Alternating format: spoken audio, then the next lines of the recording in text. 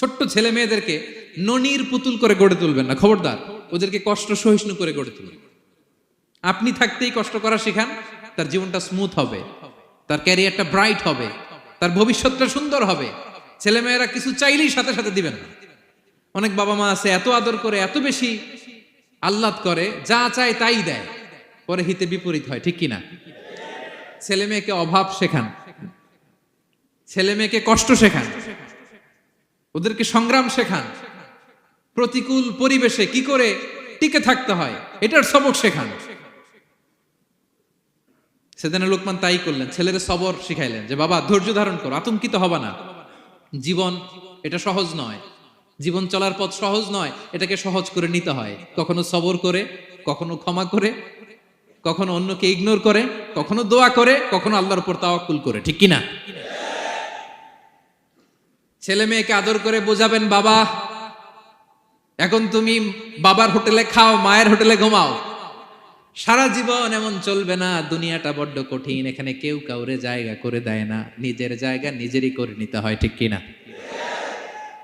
ছোটবেলা থেকেই তাকে দৃঢ় মনোবলের করে তুলতে হবে যে বাবা দুনিয়াটা এত সহজ নয়, এটা সহজ করে নিতে হয়। This is the life hacks. এই লাইফ হ্যাক গুলো আপনি শেখাবেন, লাইফ লেসন গুলো শেখাবেন। ধৈর্য ধরো, সৎ কাজের আদেশ দাও, মন্দ কাজের নিষেধ করো। এগুলো করতে গেলে একটু বাধা বিপত্তি আসবে, কিন্তু শেষ হাসিটা তুমিই হাসবে, ঠিক কিনা? বিজয় তোমারই হবে। কি বলেন? সময়ই কথা বলে, সময়ই কথা বলে। বিপদে ধৈর্য ধরো। বিশ্বনবী আল্লাহ বললেন ওসবির আলা মা ইয়াকুলুনা ওয়াহজুরহুম হাজরান জামিলা। নবী হে, বিপদে ধৈর্য হারা হবেন না। ভালো সময় সামনে আসছে, মক্কায় আপনারে কষ্ট দেয়, গণক বলে, জাদুকর বলে, পাগল বলে, মদিনাতে বিজয় আপনারই হবে, ঠিক কিনা? ছেলে মেয়ে যেন আশাবাদী হয়ে গড়ে ওঠে, হোপফুল, আতঙ্কিত যেন না হয়। কষ্ট শিখান, ধৈর্য শিখান। আচ্ছা গেল। এরপর তিনি বললেন ওয়ালা তুসাইর খাদ্দাকা লিন্নাস।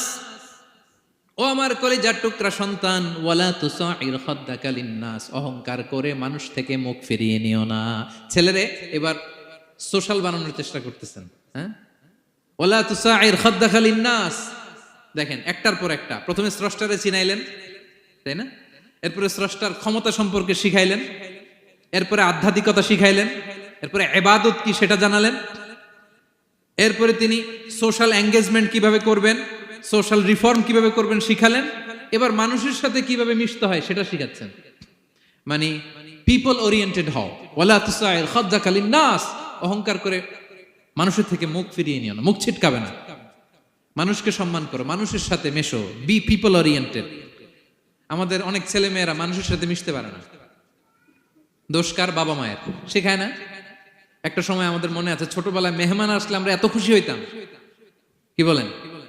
মেহমানের কাছে যাইতাম, সূরা শোনাইতাম, কবিতা শোনাতাম, এটা খেলতাম, ওইটা করতাম, যাওয়ার সময় আমাদেরকে টাকা দিয়ে যেত, হায় রে খুশি। এখন দেখবেন টেনে হিসেবে মেহমানের সামনে আনা যায় না। এরকম আছে না নাই? অনেক ফ্যামিলিতে এরকম আছে যে তারা সারাদিন ডিভাইস নিয়ে, এই ডিভাইস আসক্তি এত মারাত্মক পর্যায়ে পৌঁছেছে যে তারা মানুষের সাথে মিশতে পারে না। এই পাবলিক ওরিয়েন্টেশনটা অনেকের নাই, পিপল ওরিয়েন্টেশন নাই।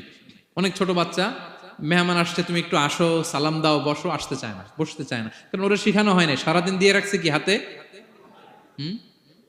মোবাইল। এই জন্য ছোটবেলা থেকে আমরা যেন সামাজিক বানাই, বাচ্চাকে যেন শেখাই, বাবা মুরব্বীকে দেখলে সালাম দিতে হবে।